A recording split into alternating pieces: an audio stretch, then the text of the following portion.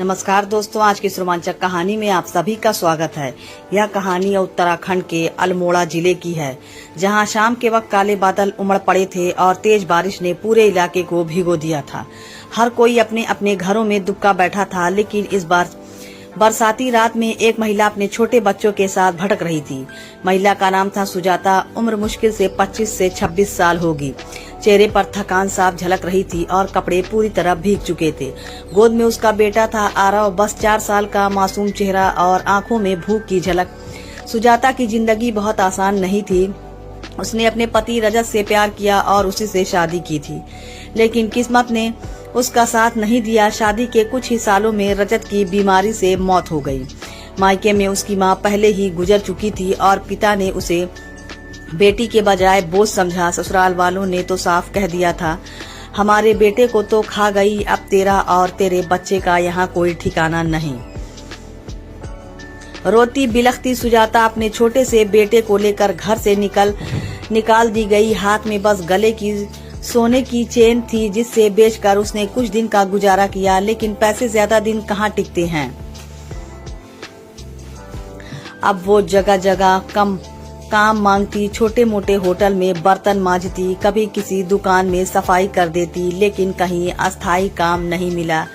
दिन भर मेहनत करती और रात को किसी धर्मशाला या मंदिर की सीढ़ी पर सो जाती।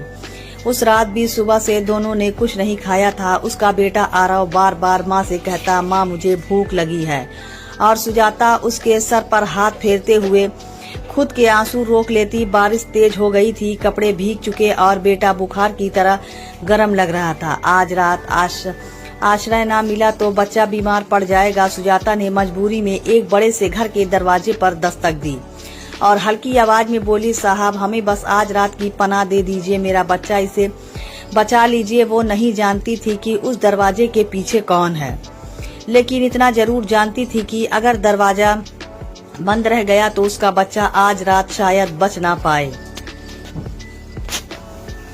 दरवाजे पर दस्तक सुनकर अंदर से धीमे धीमे कदमों की आहट आई। कुछ ही पल में दरवाजा खुला और सामने खड़ा था एक लंबा चौड़ा इंसान। चेहरा गंभीर, आंखों में गहरी थकान, लेकिन स्वभाव में कठोरता नहीं थी।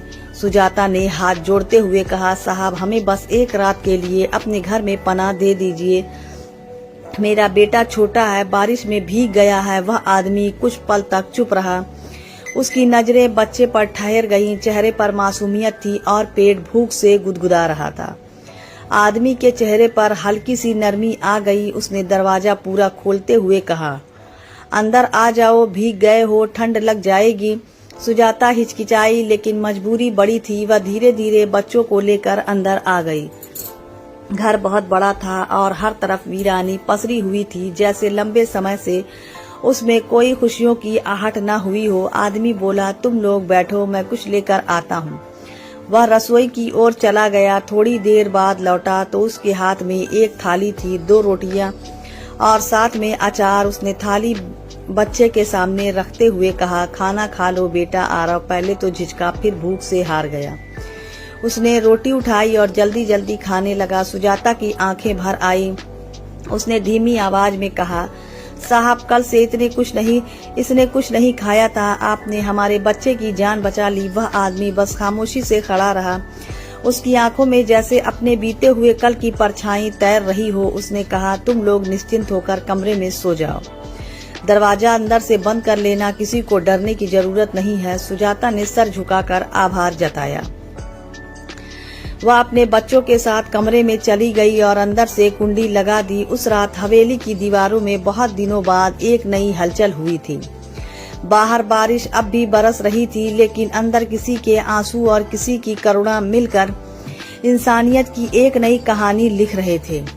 अगली सुबह जब सूरज की पहली किरण खिड़कियों से छन कर कमरे में दाखिल हुई, बारिश थम चुकी थी, पर भीगी जमीन की खुशबू अब भी पूरे आंगन में फैली थी। हवेली का सन्नाटा जैसे किसी ने हिला दिया हो। अविनाश रोज की तरह उठकर बाहर आया, लेकिन सामने का नजारा देखकर उसकी आंखें चौंधिया गईं। वह हवेली जो सालों से वीरान और धूल से भरी पड़ी थी, अचानक बदली बदली लग रही थी। आंगन में फैली पत्तियां समेटी जा चुकी थीं। दरवाजे पर, खिड़कियों पर जमी धूल पोछी जा चुकी थी। बरामदे में रखा टूटा फूटा सामान एक और सलीके से रखा था। वह हैरानी से इधर उधर देखने लगी। तभी उसकी नजर रसोई की ओर पड़ी। वहां सुजाता झुकी हुई थी और उसके हाथ बर्तन साफ करने में लगे थे। छोटा आरव पास ही खड़ा लकड़ी की छोटी गाड़ी से खेल रहा था। अविनाश ने पास जाकर पूछा, तुम यह सब क्यों कर रही हो?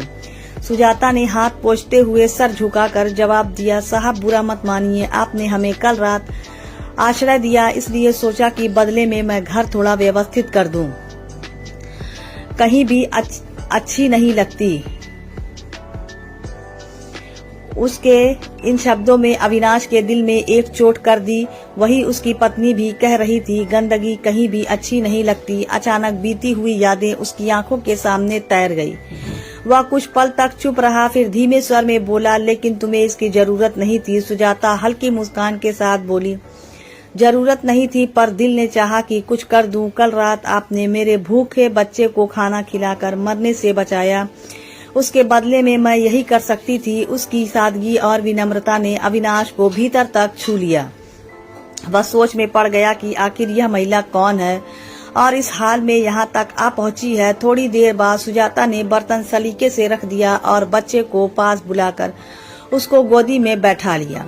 फिर वह धीरे से बोली, साहब अब हम आपको और परेशान नहीं करेंगे। आपने जितनी मदद करनी थी कर दी, अब हमें आगे बढ़ना होगा। अविनाश के भीतर अचानक बेचैनी उठी। उसने सोचा, अगर यह लोग चले गए तो फिर से वही वीरानी लौट आएगी। उसके मन में कई सवाल उठे। उसने हिम्मत जुटाकर कहा, जाने से पहले अगर बुरा न मानो तो एक बात पूछ सकता हूँ, तुम कौन हो और इस हाल में कैसे पहुंची? यहाँ सुनते ही सुजाता के चेहरे की मुस्कान गायब हो गई। उसकी आंखों में नमी भर आई, होठ कांपने लगे। कुछ पल तक वह चुप रही, फिर बच्चे को सीने से लगाकर फूट फूट कर रो पड़ी। अविनाश घबराया और बोला, देखो अगर तुम्हें बुरा लगा हो तो जवाब मत दो, कोई बात नहीं, मैं तुम्हें रोकूंगा नहीं। लेकिन सुजाता ने अपने आंसू पोंछते हुए कहा, नहीं साहब, आपने हमारा इतना भला किया है, आप सब जानने के हकदार हैं। फिर उसने धीरे धीरे अपनी कहानी सुनाना शुरू की। मेरा नाम सुजाता है। कुछ साल पहले मैंने रजत नाम के आदमी से शादी की थी। हम दोनों एक दूसरे से बहुत प्यार करते थे, लेकिन शादी के 2 ही साल बाद बीमारी ने रजत को मुझसे छीन लिया। उस दिन के बाद से मेरी जिंदगी जैसे खत्म हो गई। मायका पहले ही टूट चुका था, माँ नहीं थी। पिता ने मुझे बोझ समझकर दरवाजा बंद कर लिया और ससुराल वालों ने साफ कह दिया, हमारे बेटे के मरने की वजह तू ही है। सुजाता की आवाज भर आई, आंखों से आंसू टपकते रहे। मुझे और मेरे बेटे को घर से निकाल दिया। मैंने हाथ जोड़े, गिड़गिड़ाई, कहा, बच्चा तो तुम्हारे बेटे का है, उसे मत निकालो। लेकिन उन्होंने एक ना सुनी। उस दिन से मैं और मेरा बेटा सड़कों पर भटक रहे हैं। छोटे छोटे काम करके गुजारा करती हूँ, लेकिन ठिकाना कहीं नहीं मिलता। कल पूरे दिन हमने कुछ नहीं खाया, इसी वजह से हिम्मत जुटाकर आपके दरवाजे पर आई। यह कहते कहते वह फिर से रो पड़ी। अविनाश चुपचाप खड़ा रहा। उसके मन में तूफान उठ रहा था। उसे लग रहा था मानो उसकी अपनी ही कहानी किसी और के चेहरे से सामने आ गई हो। दोनों की पीड़ा अलग अलग रास्ते से गुजरकर एक ही मंजिल पर आ मिली थी, अकेलेपन और दर्द। सुजाता की आंखों से बहते आंसू देखकर अविनाश चुप हो गया।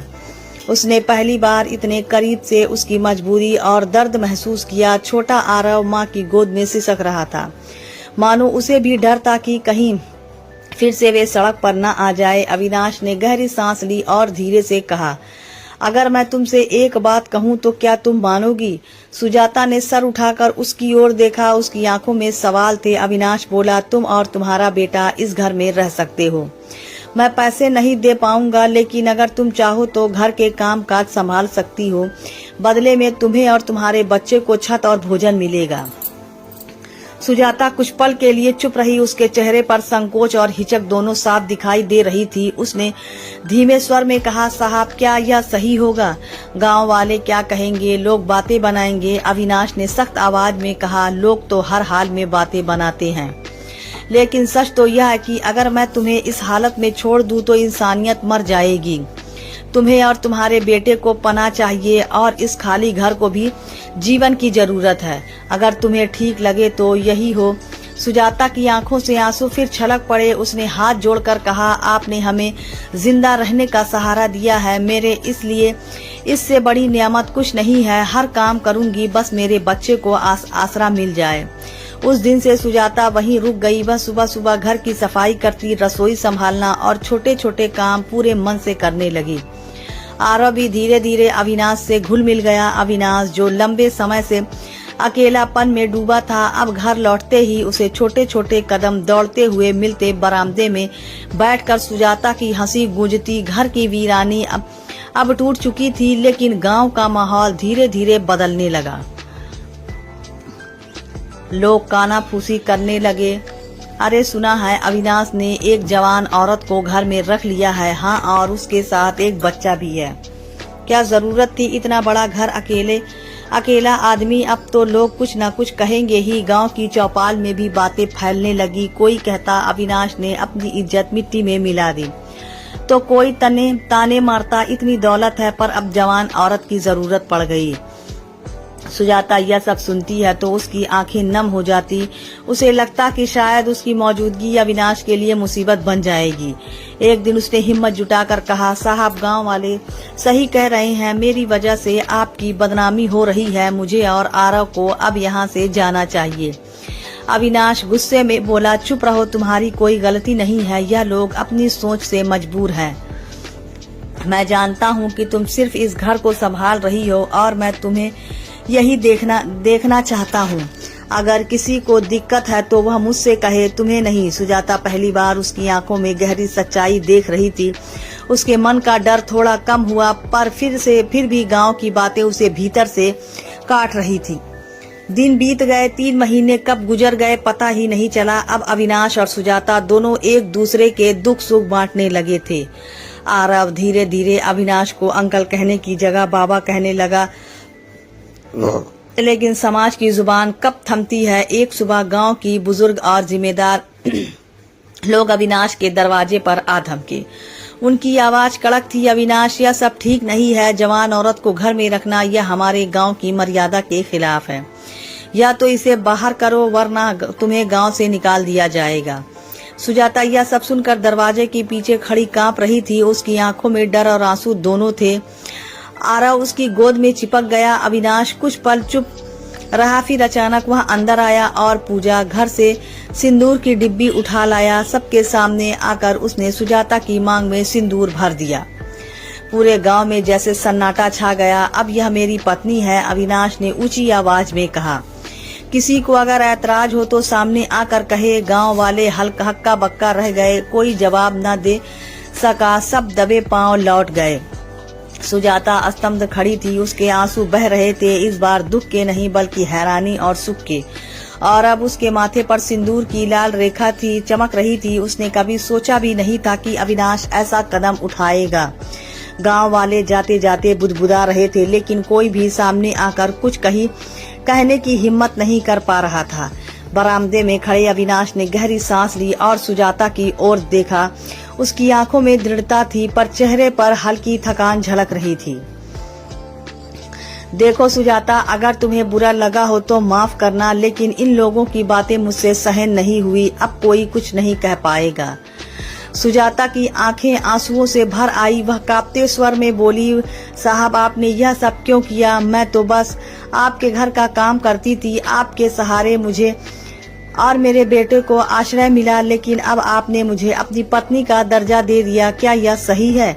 अविनाश ने उसकी ओर देखकर शांत स्वर में कहा, सच सुजाता, यह घर कई सालों से सूना था। तुम्हारे और आरव के आने से इसने फिर से जीना सीखा है। सच कहूँ तो तुम्हारी सादगी, तुम्हारी मेहनत और तुम्हारे बेटे की मासूम हंसी ने मुझे जिंदगी से जोड़े रखा। शायद यही किस्मत थी कि हम एक दूसरे के दर्द में सहारा बने। और मैं चाहता हूँ कि तुम सिर्फ घर की देखभाल करने वाली नहीं, बल्कि मेरी जीवन संगिनी बनो। सुजाता ने सर झुका लिया। उसके होठ कांप रहे थे, लेकिन दिल की गहराई में उसे महसूस हुआ कि अविनाश के शब्द सिर्फ दिखावा नहीं बल्कि सच्चाई है। धीरे धीरे दिन बीतने लगे। अब गांव वाले भी चुप हो गए। जब उन्होंने देखा कि अविनाश और सुजाता एक दूसरे का सम्मान कर रहे हैं और घर में किसी तरह की गलत बात नहीं है, तो उनकी जुबान खुद ब खुद थम गई। लोग कहने लगे शायद यही अच्छा हुआ, वरना वह महिला और उसका बच्चा बर्बाद हो जाते। और आरव अब अविनाश को पिता मानने लगा था। वह खेतों पर उसके साथ जाता, उसके कंधे पर बैठकर हंसता और जब कभी अविनाश थक कर लौटता तो उसके गले लगाकर कहता, बाबा आप सबसे अच्छे हो। सुजाता यह देखकर भीतर से भर उठती। उसे लगता शायद यही वह परिवार है जिसकी तलाश मुझे बरसों से थी। एक दिन शाम को आंगन में बैठते हुए सुजाता ने धीमे स्वर में कहा, अविनाश जी, पता नहीं कैसे मुझे आपसे लगाव हो गया है। आपके बिना आप जिंदगी की कल्पना भी नहीं कर सकती। अविनाश मुस्कुरा पड़ा। उसने उसकी ओर देखकर कहा, मैं भी यही महसूस करता हूँ। जब तुम्हें पहली बार दरवाजे पर भीगा हुआ खड़ा देखा था तब सोचा भी नहीं था कि यह रिश्ता इतना गहरा हो जाएगा, लेकिन अब लगता है कि ऊपर वाले ने तुम्हें और आरव को मेरी अधूरी जिंदगी पूरी करने के लिए भेजा है। इसके बाद दोनों ने मंदिर में जाकर विधिवत विवाह कर लिया। गांव के लोग भी उस दिन शादी में शामिल हुए। हर किसी की आंखों में एक सवाल था, क्या वाकई इंसानियत रिश्तों से बड़ी हो सकती है? लेकिन जब उन्होंने सुजाता के चेहरे पर संतोष और आरव के चेहरे पर पिता का साया देखा तो सबने स्वीकार कर लिया कि यही सही था। समय बीतता गया। आरव बड़ा होकर कॉलेज जाने लगा। घर में अब रौनक थी। हवेली जो कभी भी वीरान थी अब हंसी और खुशियों से हर दम गूंजती थी। दोस्तों, जिंदगी में दौलत, शान शौकत सब बेकार है अगर उसमें इंसानियत न हो। समाज की बातें कभी खत्म नहीं होती, लेकिन अगर दिल साफ हो, नियत सच्ची हो तो वही रिश्ता सबसे गहरा और सबसे खूबसूरत होते हैं। तो दोस्तों, यह थी हमारी आज की कहानी। अगर आपको पसंद आए तो लाइक कर दें और हमारे चैनल को भी सब्सक्राइब कर लें। मिलते हैं अगली वीडियो में, तब तक के लिए धन्यवाद।